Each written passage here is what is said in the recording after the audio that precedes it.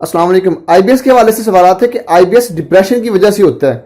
ये कोई हतमी बात नहीं, लेकिन ये बात हतमी और फाइनल है कि आपको आईबीएस हुआ और आईबीएस के बाद आपको डिप्रेशन भी हो। क्योंकि जब किसी मरीज को ये पता चलता है कि उसको आईबीएस है, जिसका मतलब है संग रहनी यानी हमेशा साथ रहने वाली मर्ज, तो उसको डिप्रेशन ना हो, ये हो नहीं सकता।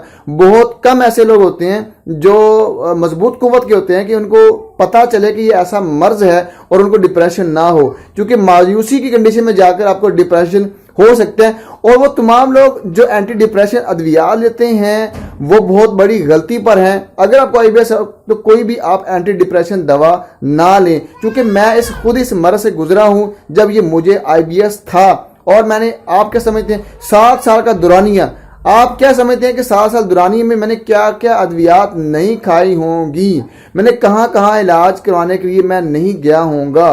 और मुझसे बेहतर एक आम शख्स या ऐसा मुआलिज जो इस तकलीफ से नहीं गुजरा यकीनन नहीं बता सकता। आपकी बॉडी में आईबीएस होता इसलिए है, उसका मतलब ये है आपकी बॉडी टॉक्सिक हो चुकी हुई है।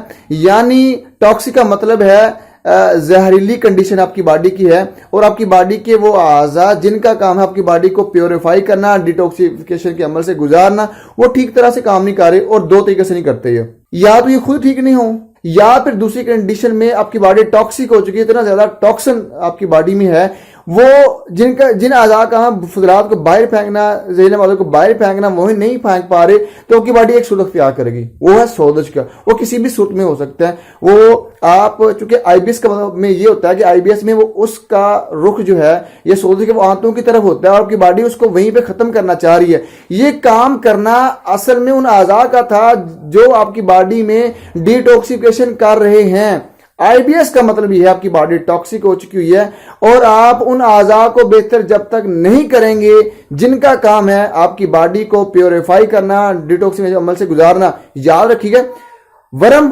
सोजिश, दर्द, बुखार या बाकी जो मेडिकल कंडीशन पैदा होती हैं, या सोजिश की मिसाल लेते हैं या हम इन्फ्लेमेशन की मिसाल लेते हैं, उसका मतलब कतई नहीं है वो खुद मर्ज है, बल्कि आपकी बॉडी उस जो एलियन चीज को या गैर मादे को जो कि आपकी बॉडी में मौजूद है उसको वहां पे खत्म कर रही है, उसको वहां पे खमीर पैदा करके उसको मारना चाह रही है, खत्म कर रही है। और रद्द अमल के तौर पर वो सोजिश पैदा हुई है, वो इन्फ्लेमेशन की कंडीशन पैदा हुई है ताकि ये जहर जिस्म के बाकी अज़ा में ना जाए।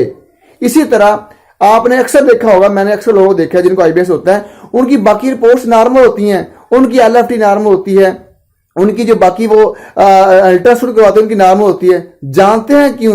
क्योंकि उनकी बॉडी किसी एक लिहाज से बावर आ रही है कि वो उन फुजलात को, जहरीले मादों को पखाने के रास्ते या आंतों में सोजिश के रास्ते उसको खत्म करने पे कादर है, जबकि बाकी अज़ाब बचे हुए हैं। मैंने बहुत से ऐसे लोग देखे जिनको वो बल्कि 15-15, 20-20 साल पुराने मरीज भी दिखने में आते हैं कि जिनको आईबीएस होता है, उनकी बाकी रिपोर्ट सारी नॉर्मल होती हैं और यही वजह होती है वो परेशान की हालत में जाते हैं।